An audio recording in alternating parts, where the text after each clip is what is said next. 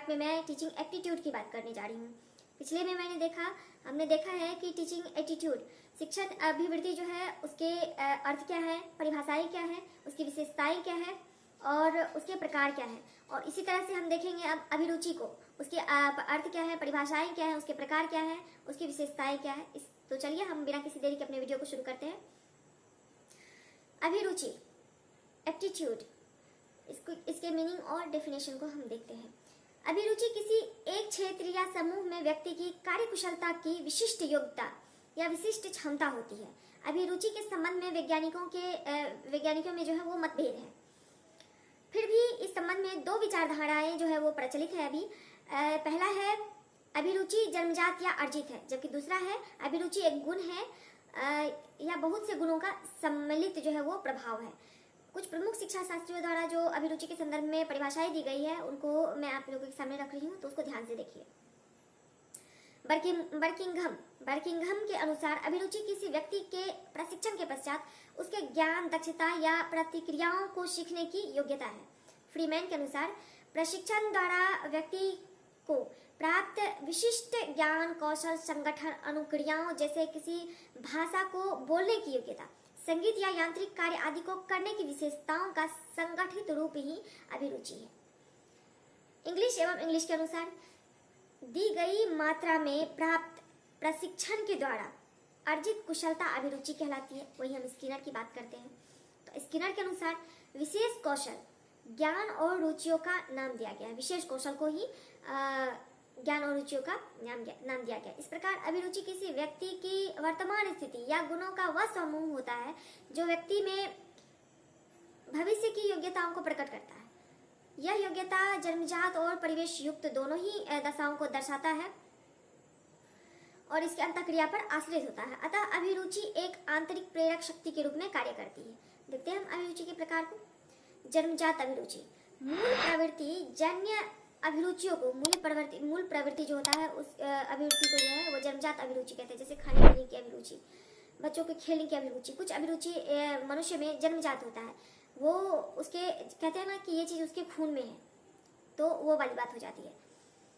दूसरा है अर्जित अभिरुचि, जो हम आगे अपने पढ़ाई लिखाई के माध्यम से, अपने ज्ञान के माध्यम से, अपने परिवेश के माध्यम से जिस कुछ गुण को, कुछ कौशल को अर्जित करते हैं, तो वो वही हो जाता है हमारा अर्जित अभिरुचि। यह अभिरुचि अर्जित संस्कारों जैसे आदतें, भाव, स्वभाव, ज्ञान, प्रशिक्षण आदि से उत्पन्न होता है।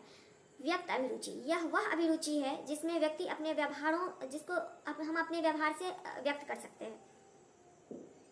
इसमें एक क्रिया की तुलना में किसी दूसरी क्रिया को अधिक पसंद किया जाता है।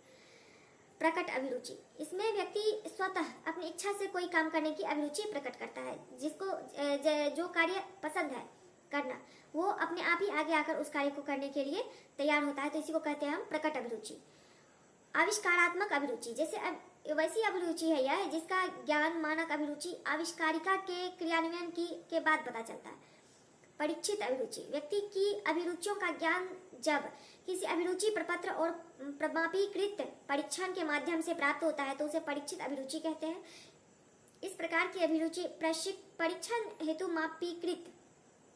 प्रमापीकृत अनुसूची प्रपत्रों द्वारा प्रयोग किया जाता है। अभिरुचि की जो है वो विशेषताएं हैं कुछ, उसको हम देखते हैं। यह जन्मजात और अर्जित दोनों ही प्रकार का हो सकता है।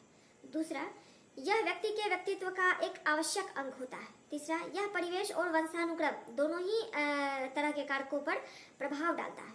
आयु में वृद्धि होने के साथ ही व्यक्ति की अभिरुचि में भी परिवर्तन होता है। हम देखते हैं बहुत बार कि जो बच्चों को जो चीजें बचपन में पसंद है वो बड़े होने के बाद उसका बिल्कुल ही उल्टा हो जाता है। कुछ आदतें बिल्कुल ही बदल जाती है, कुछ रहती है लेकिन कुछ बिल्कुल ही बदल जाती है। तो अगला है व्यावसायिक तथा अव्यावसायिक दोनों ही प्रकार की अभिरुचियां साथ साथ गमन करती है। अभिरुचि का वस्तुपरक मापन करना असंभव है क्योंकि इसका अधिकांश संबंध भावनाओं से संबंधित होता है। शिक्षण अभिरुचि, शिक्षण कार्य के लिए व्यक्ति की विशेष प्रकार की क्षमता, कुशलता तथा रुचि उपेक्षित होती है। यह उपेक्षित क्षमता ही शैक्षणिक अभिरुचि होती है। दूसरे शब्दों में यदि हम बात करें तो शिक्षण अभिरुचि से आशय होता है शिक्षण कार्य में रुचि, मतलब शिक्षण कराने में जो क्या रुचि है, हमारी क्या रुझान है, शिक्षण के सिद्धांत और शिक्षण की विधियों को उपयुक्त दिशा में निरूपित करने का जो कौशल होता है। शिक्षण अभिरुचि किसी शिक्षक का स्थिर और अस्थायी गुण नहीं होता है, बल्कि यह समय के साथ साथ विकसित और परिवर्तित होता रहता है। शिक्षक के लिए अभिरुचि की खोज करना उतना ही जरूरी होता है जितना कि बुद्धि एवं शैक्षिक कार्य की खोज करना। बच्चे की अभिरुचि का पता लगने से शिक्षक बच्चों के शिक्षा, व्यवसाय या रोजगार में उन्नति या अवनति से संबंधित सूचना प्राप्त करने में सफल हो जाता है और उसको सही दिशा प्रदान कर पाता है। शिक्षक द्वारा छात्रों में अभिरुचि को जागृत करना बहुत ही ज्यादा जरूरी है आज के समय में।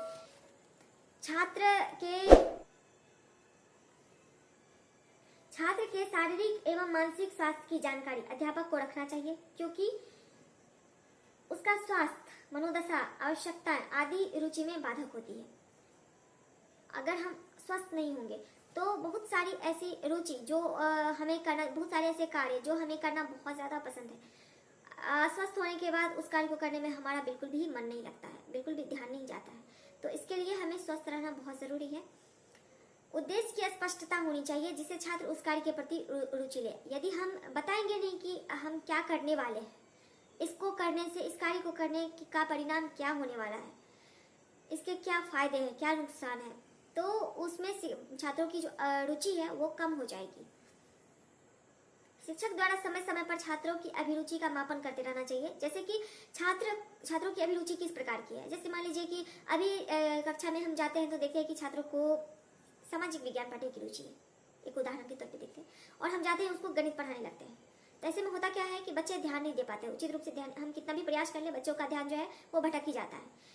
और यदि हम बच्चों को उसी वक्त, जिस वक्त की वो सामाजिक विज्ञान पढ़ना चाहता है, उस वक्त अगर हम उसको सामाजिक विज्ञान का टॉपिक ही डिस्कस करते हैं तो उस पर वो बहुत ही ज़्यादा सजगता के साथ उसमें हिस्सा भी लेता है और उस पर अपना अभिरुचि भी दिखाता है, सवाल करता है और उस चीज़ को बहुत ही अच्छे ढंग से वो सीखता है। शिक्षक द्वारा सहायक सामग्री का प्रयोग करते रहना चाहिए। TLM जो है वो बहुत ही जरूरी है, उसका इस्तेमाल, उसका उपयोग जो है वो सभी शिक्षकों को अनिवार्य रूप से करना चाहिए। छात्रों में विषय वस्तु की उपयोगिता बताकर भी उसकी अभिरुचि उत्पन्न की जा सकती है। शिक्षक का आदर्श व मित्रवत जो व्यवहार होता है छात्रों में पाठ के प्रति अभिरुचि जागृत कर देता है। यदि हम बच्चों के साथ क्लास में जाते ही बहुत ही रूड, बहुत ही सख्त मिजाज के साथ अगर हम कक्ष में प्रवेश करते हैं तो बहुत सारे ऐसे छात्र हैं जो वो सहम जाते हैं और उनका ध्यान, और बहुत सारे ऐसे छात्र हैं वो इरिटेट हो जाते हैं, तो उसका ध्यान पढ़ाई में लगता ही नहीं है, वो हमारी तरफ ध्यान दे ही नहीं पाते हैं। हाँ, डर से कुछ बच्चे हमें सुनेंगे जरूर, लेकिन वो चीज उन्हें याद ही कहाँ रह पाती है। शिक्षक द्वारा महान शासक, नेता, वैज्ञानिक आदि की कहानी सुनाकर भी छात्रों में अभिरुचि जो है वो जागृत की जा सकती है। अब देखते हैं हम शिक्षण अभिवृत्ति एवं अभिरुचि के जो है वो उद्देश्य क्या है। Objective of teaching attitude and aptitude, शिक्षा तथा शिक्षण प्रक्रिया को सफल बनाना। दूसरा है शिक्षण व्यवसाय को सफल बनाना। तीसरा है छात्रों में पढ़ाई के प्रति अभिरुचि जगाना, अर्थात अधिगम के लिए आकर्षित करना। अगला है शिक्षक और छात्र के बीच घनिष्ठ संबंध स्थापित करना, जिससे छात्र खुलकर अपने मन की बात शिक्षकों के सामने रख सके और उसका जो है सही मार्गदर्शन हो सके। यदि छात्र हमसे खुलकर बात नहीं करेंगे तो उसके मन में क्या चल रहा है, उसे क्या कठिनाई है, ये हमको पता कभी नहीं चल पाएगा और जिससे हम उसका मार्गदर्शन नहीं कर पाएंगे। शिक्षण विधि को वैज्ञानिक और रोचक बनाना, छात्रों में आत्मविश्वास जगाना तथा उसे समाज व राष्ट्र के प्रति जागरूक व जिम्मेदार नागरिक बनाना। छात्रों को सृजनात्मक और चिंतनशील बनाना, जिससे उसमें बहुमुखी प्रतिभा का विकास हो सके। छात्रों में मानवीय मूल्यों का विकास करना, छात्रों में क्रियाशीलता का विकास करना तथा उन्हें क्रिया करने का अवसर प्रदान करना। यदि हम उसको सामूहिक कार्य करने में कुछ एक्टिविटी है सामूहिक, उसमें अगर हम उसको लगाते हैं तो इससे उसमें सहयोग की भावना भी आएगी और रुचि भी जागृत होगा। तो ये था हमारा आज का वीडियो, जो शिक्षण अभिरुचि एवं अभिवृद्धि के पहले अध्याय का दूसरा पार्ट था। पहले पार्ट और दूसरे पार्ट को मिलाकर ये चैप्टर खत्म हो गया है। तो अगले वीडियो में मैं आप लोगों के सामने इसका MCQ लेके आने वाली हूँ, तो कहीं मत जाइए। वीडियो को यदि अच्छा लगा हो तो लाइक कीजिए, चैनल को सब्सक्राइब कीजिए और अपने दोस्तों के साथ शेयर कीजिए। हाँ, अगर आप हमारे नए वीडियो का नोटिफिकेशन चाहते हैं तो उसके लिए आपको बेल आइकन को हिट करना होगा, तो बेल आइकन को हिट कर दीजिए। और तब तक के लिए खुश रहिए, स्वस्थ रहिए।